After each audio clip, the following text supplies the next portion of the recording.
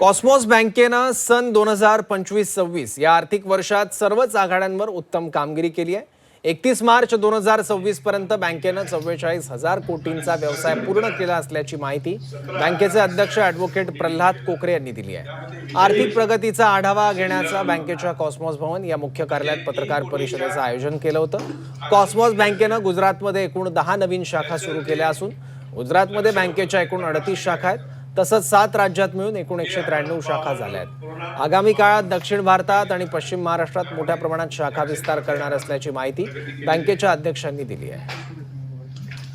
एनपीएचे आपण एकूण 26,122 कोटी जमा केलेले आहेत।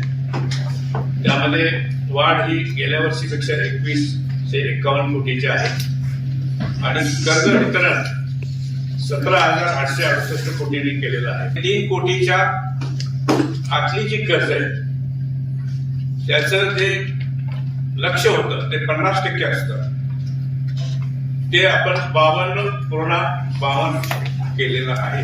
त्यामुळे त्या क्षेत्रामध्ये आपण प्रगती केलेली आहे।